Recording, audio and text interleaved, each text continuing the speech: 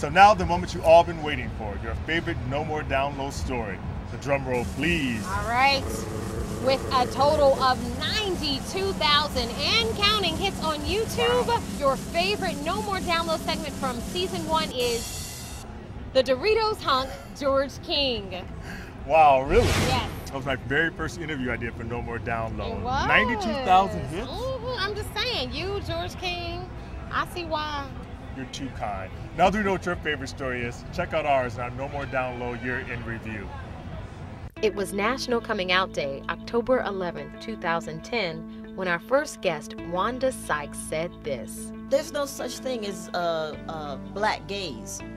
Yeah, we don't exist. We're like unicorns.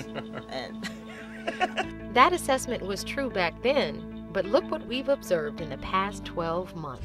I don't feel like the poster boy for gay black men, but I think some people see me as that. Two brothers on Atlanta's MARTA rail system, very comfortable and not afraid to display what appears to be the nature of their same-gender loving relationship.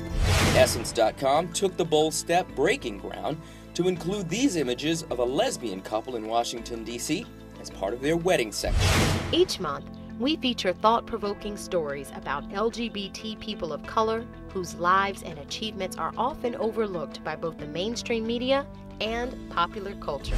We stand here today in solidarity. That act motivated Evelyn to turn from military outcast to activist for LGBTQ soldiers, particularly African-American same-gender loving military personnel. From the repeal of Don't Ask, Don't Tell, we have to provide some type of protection for those LGBT people who begin to serve openly. to witnessing marriage equality in New York, we don't just tell one side of the story. We reflect on the diverse opinions of the entire African American community. I think what we have experienced in terms of the feeling and the sentiment of the church, and I believe that that's what will continue. And when it comes to advocating for the LGBT community, we're here to amplify their voices. Gay community, stop hijacking the civil rights movement. How can the gay and lesbian community take the NAACP serious when you hear this hate speech? From HIV and AIDS. But there is a larger question: why straight African American men are largely MIA in the fight against the disease. I didn't think an African American woman, heterosexual woman at that, could acquire HIV. White gay men took care of their community and brought the numbers down. We need to somehow get that blueprint. To homophobia in hip-hop and sports. There's so many down low folks in the hip-hop community that are mainstream right now that, you know, it doesn't matter. We're going to do what we do, and we're going to rep for them even though they're not repping for themselves. I thought it was really sad. In his most angry point, in his most venomous point, he chose to use that word. To the injustice of LGBT people in the African diaspora. First and foremost, we can give a message to the rest of the world that human rights are important, and human rights everywhere in the world are part of American foreign policy, to press for human rights. We've also found a unique way to tackle the tough issues. And black women are getting HIV infection faster than anybody. Anybody. That was a good take, by the way. I have dated men and women. Did he just say what I thought he said? And garnering the support of our Black Hollywood allies. And along the way, we've become activists in our own right. Like my participation in the 7-day AIDS life cycle bike ride from San Francisco to Los Angeles.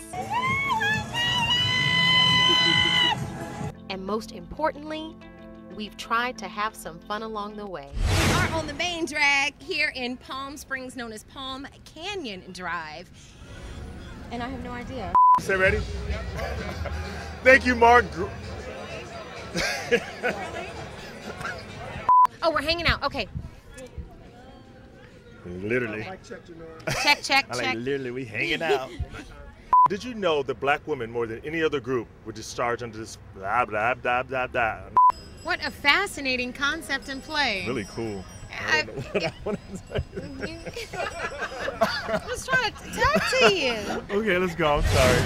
Yes, the state of the Black LGBT community has come a long way in the past year, and No More Down Low will continue to tell the stories as they unfold.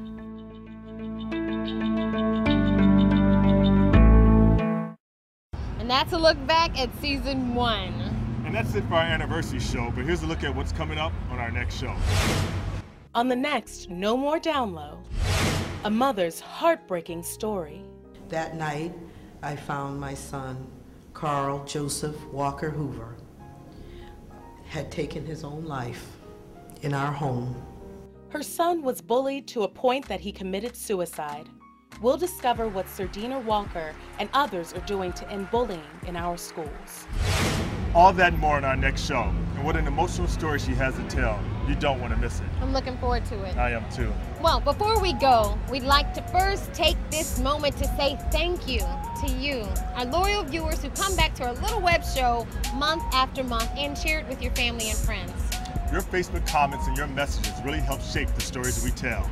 So we'd like to say thank you for making season 1 more spectacular than we could have ever imagined, and hope that you stay tuned as we launch an effort to get our little web show on an even bigger screen. So we want you guys to call and email your favorite TV network and tell them you want to see No More Down Low on TV.